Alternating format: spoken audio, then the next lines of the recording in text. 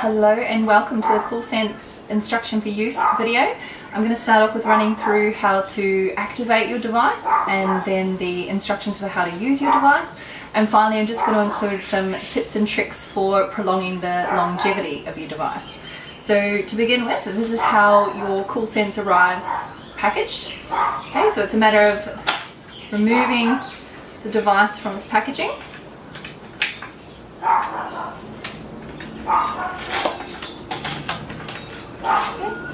And then your device has two parts to it. You've got the alcohol cartridge at the end here, which contains 70% isopropyl gel, and then you have your device itself. Okay, so the first thing you need to do is just remove your alcohol cartridge from the device. And then using, in the bottom of the alcohol cartridge, you'll see there's a little white sponge and also an aluminium foil strip. So I use a 26 gauge needle because we're going to need that in a moment anyway. But I use that to temporarily remove the sponge from the cartridge and then remove the aluminium foil strip. Then using this 26 gauge needle, underneath where that white sponge was, there's a little white, not a white, but a little spot there. You need to pierce that with this 26 gauge needle to allow the isopropyl gel to be able to travel from the cartridge through in to soak the sponge. So I'm just going to pierce that now. Okay. And then pop the sponge back into the cartridge. And then screw the cartridge back onto the device. Okay, so once you've done that, the alcohol gel, like I said, is now able to travel through into to coat the sponge. So what you want to do is you just want to press this button, a little green button at the end of your alcohol cartridge, and that's going to push the isopropyl gel through that small hole that you've just created so it can soak that sponge. So you probably need to press that about 8 or so times and just check to see that that the alcohol gel is starting to saturate that sponge, and also see that you've got the alcohol gel on the end of this metal rod here. Okay, so once you've done that, once the gel is through onto the sponge and you've got the gel on the end of the rod, then you can place your device into the freezer, and it will take at least an hour for that to get to the correct temperature. Okay. And so what we recommend is that you store your device in the freezer either on its side and preferably in some sort of a dish that keeps it from rolling, and on its side or on the end like this. Okay? So once you've had your device in the freezer for about an hour or so, one of the first things you're going to do to see whether or not your device is ready to use is you're going to press the temperature indicator light. Okay, so that's this light at the tip of the device here. So using the pad of your thumb coming in from this end, just a gentle press of that button will activate the temperature indicator light. Now this is flashing red because the device is too warm and needs to be returned to the freezer. Ideally, when you get your device out of the freezer, it should be flashing blue, which indicates that it's too cold and needs to be left at room temperature for a little bit to warm up. Or it may be flashing green, which says it's at the correct temperature for use, but you would only want it to be green if you are ready to use it straight away. Okay, so when you get your device out of the freezer, you do that, you check that it is flashing blue or green. Okay, then the next thing you want to do is you want to check that the alcohol gel is coating the end of your metal rod here. Okay, and once the gel is coating the end of the rod and your light is flashing green, then you're ready to use the device. So the length of time that the numbing effect of the device lasts for is very subjective, so anywhere from 20 seconds up to about 2 minutes plus for some people. So because the lower range of the numbing effect is only for 20 seconds, we recommend having everything ready to go prior to getting the device from the freezer. So patient preparation as per what your usual practices protocol is, and yeah, ready to go. So once you've got your lights flashing green, you've got your alcohol gel is definitely, absolutely coating the end of that rod. If that gel is not on the end of the rod, that acts as a barrier between that. I mean, it's anywhere between -4 and -7 degrees is when it's at its operating temperature. So if that was to be placed to the skin without the gel in place, you would cause a cold burn on the patient. Okay, so it's critically important for that to be there, and of course it has the sterilizing effect as well, being 70% alcohol. Okay, so once it's flashing green and you've got the alcohol gel in place, then it's simply a matter of holding the device to the site that you're going to want to be accessing and holding it there for 10 seconds.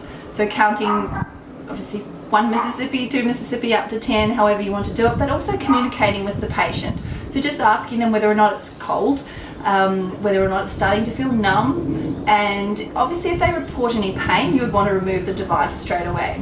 Okay, so once you get to the end of the 10 seconds, then the site has been numbed and you're ready to go.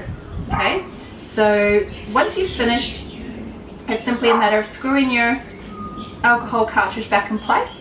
Now once you do that, as soon as you screw that back into the alcohol cartridge, that metal rod comes in contact with the sponge again.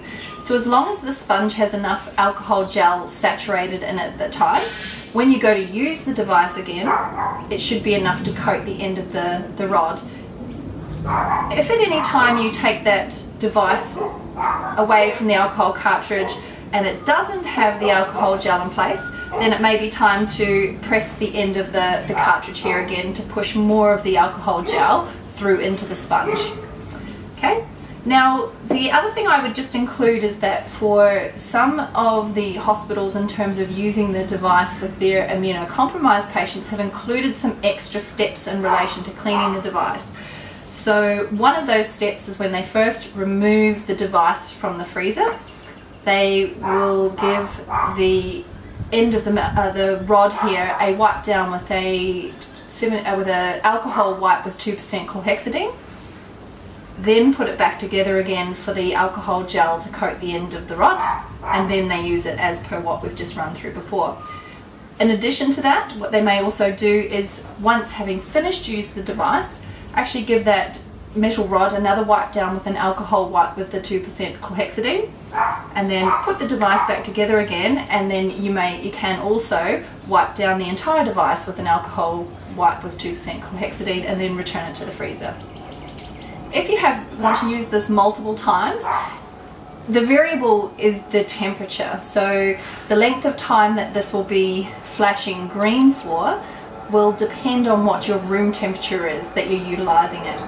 And it will also, the length of time from when it comes out of the freezer, flashing blue, to when it's going to be ready to use, is also dependent obviously on your room temperature, but also on the temperature that your freezer was set at. So those are the things that you can work with to adjust. So if you need longer time between getting it out of the freezer and utilizing it, then you can set the temperature in the freezer to be even a bit lower, so it is colder, so it takes a little bit longer to warm up to the correct temperature for using. So those are the variables that you're playing with.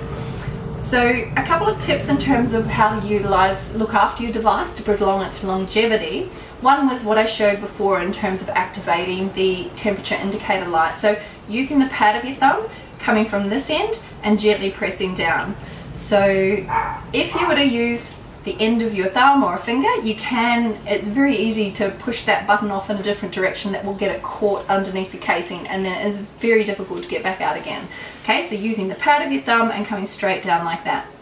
Secondly, when I was saying before that as long as the sponge once it's been saturated with the alcohol gel, it should coat the end of that rod about 8 or so times before it needs to be pressed again to push more of that alcohol gel through.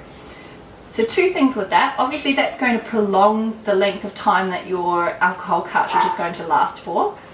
And secondly, you don't want to have too much alcohol gel saturating that sponge, because it can tend to then come and migrate down into the device and can interfere with the working of the temperature indicator light if it is oversaturated.